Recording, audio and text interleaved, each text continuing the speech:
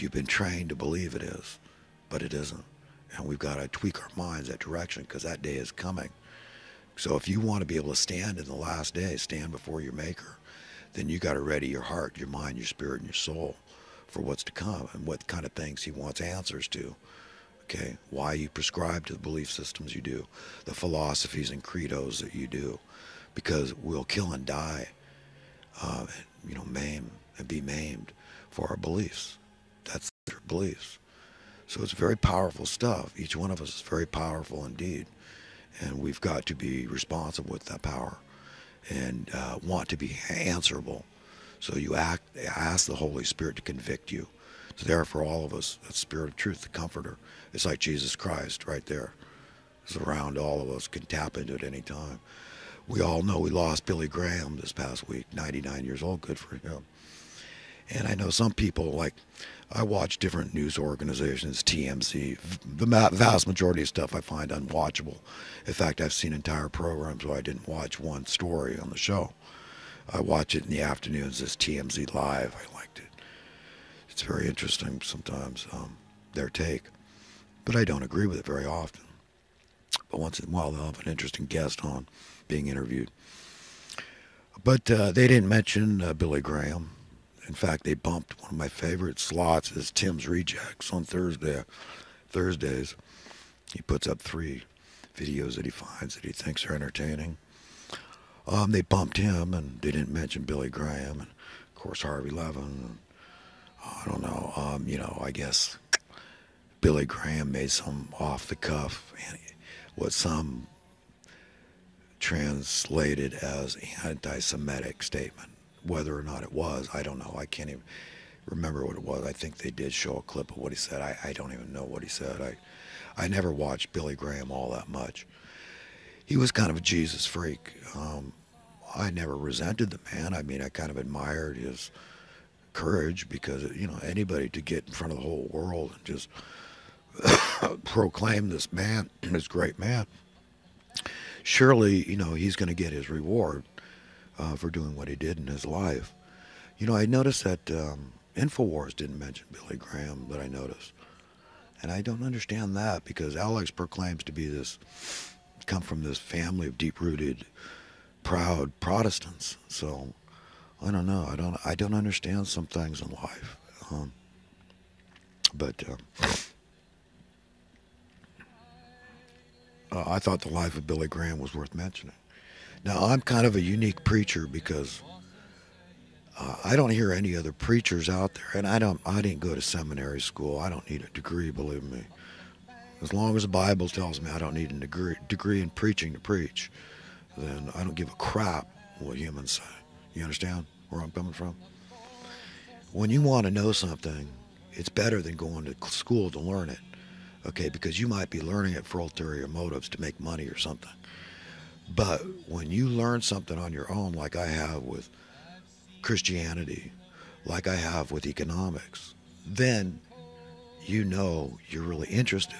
When you're really interested, you tend to get into the nuts and bolts and get to the bottom of things and figure out what you wanted to figure out, what you sought to learn.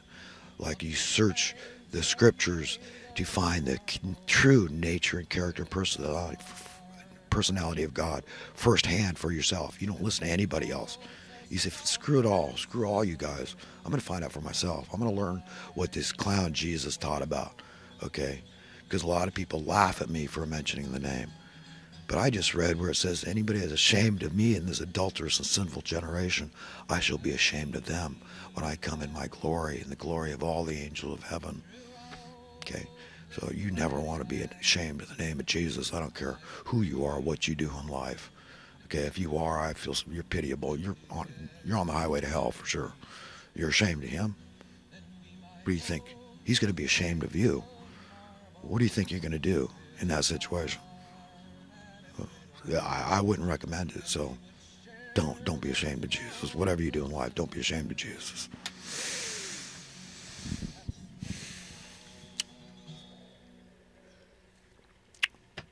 The other theme I wanted this video series to be about was to point out the madness of our entire economic system. And I've talked about this before, but consider the implications because I know what I'm talking about here. Okay, the vast majority of jobs in society today revolve around the problems, societal ills, ailments in society. Do you understand?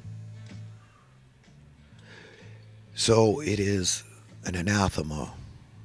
It is antithetical to the establishmentarian status quo to solve problems. It's that simple.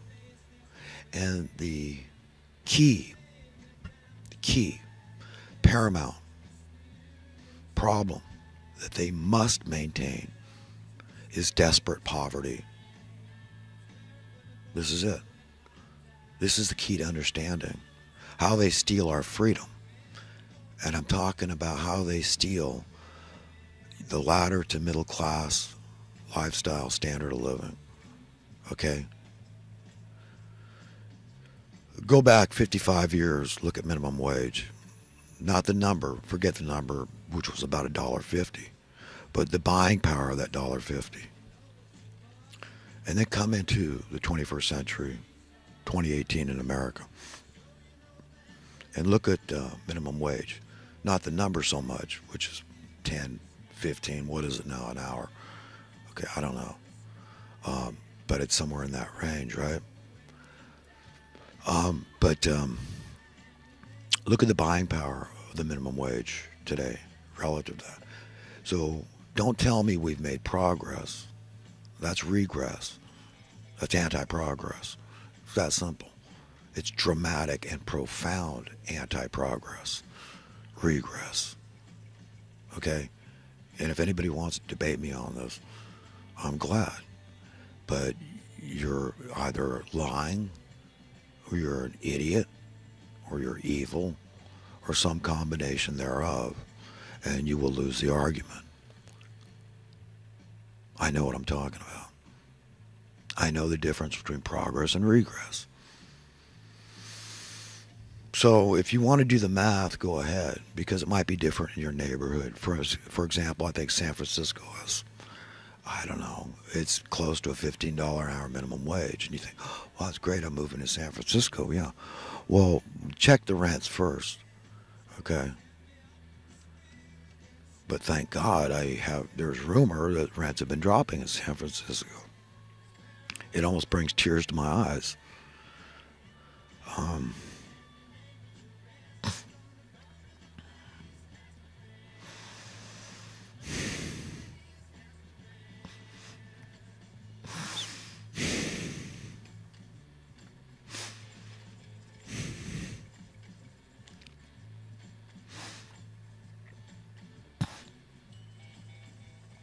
But if it does, it indicates that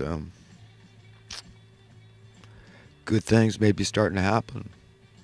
Maybe this train of oppression is coming to a stop. And that's what it is, folks. It is. Okay, anybody thinks the term oppression is archaic, think again, okay? Look up the Cloward and Piven strategy. It's a matter of fact, and Alex Jones knows this, and his reporters all know this, that it's a deliberate, concerted effort by establishmentarians, evil, elitist people in the government, okay, to impoverish the people, to keep them down. So these are like links in a chain that they're deciding, look, we're breaking them on purpose. It's the way we steal their wealth. This is the way that we get ahead. We're stepping on their heads, and we can't worry that they're drowning. In fact, we need less people. And in the next breath, these are the same ones that say we need to open the borders to all the migrants in the world, all the refugees. And if you disagree with that, then you lack compassion. You lack empathy. You're a big fat meanie. You're un-American, because America is all about immigrants and all. We've all heard it a million times, their talking points.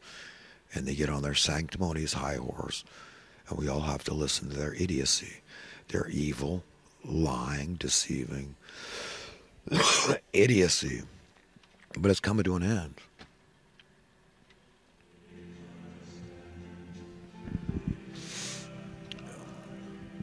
It cannot persist forever. So things are going to turn around. But what I want people to remember, because they talk about Trump's doing this, Trump's doing that.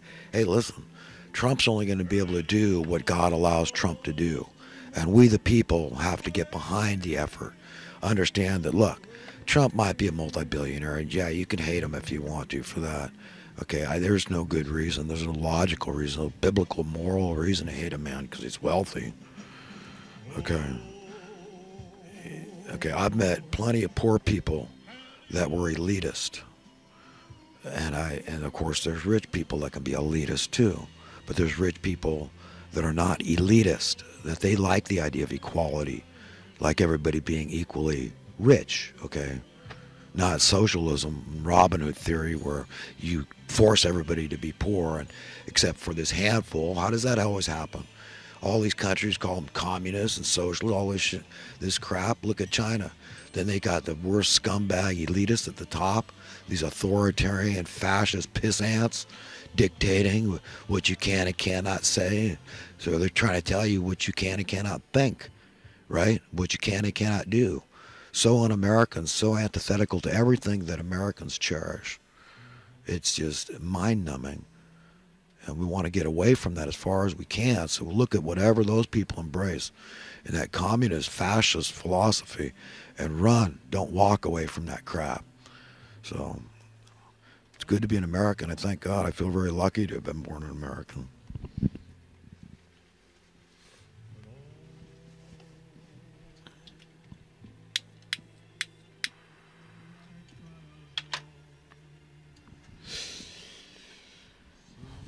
So, anyhow, it's another one of the reasons why I'm against capital punishment, because the Chinese are for it. They execute some 5,000 citizens a year, Chinese citizens, nationals, and harvest and sell their organs.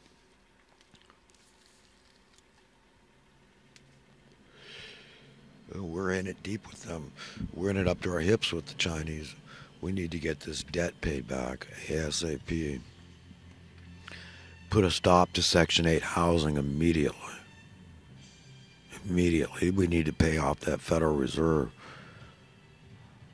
God's talking to Americans, plain and clear. We better jump on that bull, not just grab him by the horns. Hang on for dear life. No matter if he swings us into brick walls, we're riding it till death do we part. Okay, one way or another. Okay, the good guy is going to win this fight sooner or later. Okay, God's will is going to be done on earth as it is in heaven. And when it is, okay, get ready for some dramatic and profound changes, like 180 degrees. Get ready for the non-existence of any form of money. Okay, it's all got to go. It's incompatible with the heart and mind, spirit, and soul of God. And it better be incompatible with your heart, soul, spirit, and mind. So when I talk about loving money, I'm talking very superficially and topically. And I open that book up to God. I open that kind of love of money up to God. So you come in here, because I can't stand this stuff. You know the truth. I hate it. I hate it. I wish it was never invented. I wish it was outlawed tomorrow. No, today. No, yesterday. No, no more money. No form of money. We're done. Okay, we've had it. Okay, we'll do whatever we want. We'll treat the earth as our playground. And whatever you can dream up and you rally support for, we the people get behind it. There's nothing we can't do. We said, well, how are you going to buy the blacktop? How are you going to buy the equipment? We'll take it. Okay, that's it. It belongs to the people. No money. So whoever owns the factories where the heavy equipment is made, hey, all your families are free. You understand? Everything's free to you now. Go out and do whatever you want. We've got surplus housing all over the world. What do you want? What does your heart desire? Okay, but we're not going to play this game anymore of advantage, disadvantage. The blacktop belongs to the people. The earth belongs to all of us. Do you understand? That's the state of affairs we need to merge into, where it's understood this is your planet too. You own it because it belongs to your Father. It belongs to God. It belongs to your divine parents. And this is what they say. So this is what's coming, and we all need to ready ourselves for that day. So the vast majority of jobs revolve around the problems persisting. Do you understand how crazy that is? It just reveals how utterly rife with madness our entire social, political, and economic structure is.